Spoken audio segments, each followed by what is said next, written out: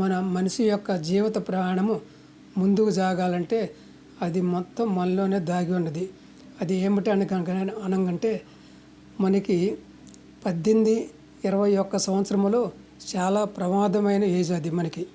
ఆ 18, 21 సంవత్సరంలో మనం ఏదైతే మంచి ప్రవర్తనగా, నీతి నిజాయితీగా, మంచి ప్రవర్తనతోటి, కష్టపడే మనస్తత్వంతో, అట్నే డబ్బుల్ని చాలా అవసరమైన దానికి ఖర్చు పెట్టి పొదుపు చేసే మనస్తత్వం ఎవరికైతే ఉంటుందో అతని ఆ జీవితం మొత్తం కూడా అదే విధంగా ప్రయాణం చేస్తాడు.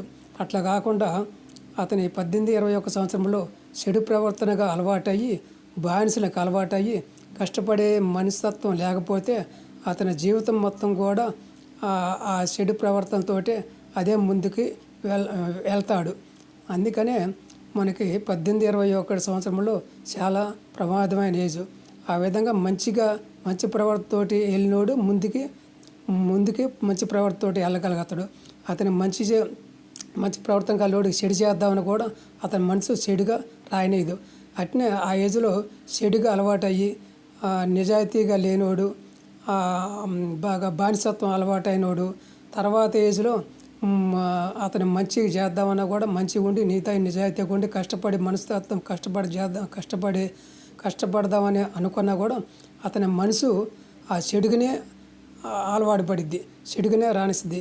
కాబట్టి మన తల్లిదండ్రులు ఆ 18, 21 సంవత్సరంలో పిల్లల్ని చాలా జాగ్రత్తగా, మంచి ప్రవర్తనగా, నీతి నిజాయితీతోటి, మార్గంలో ఆ విధంగా పిల్లగాళ్ళని చేస్తే రాబోయే రోజులు వాళ్ళ జీవితం మొత్తం కూడా మంచిగా ఉంటుంది.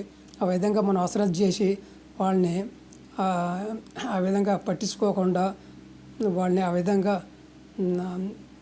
అవినీతిమయలోనో లేకపోతే చెడు బానిసలకు అలవాటయ్యి మనం పట్టించుకోకపోతే వాళ్ళ జీవితం మొత్తం కూడా అదే విధంగా నడుస్తూ ఉంటుంది.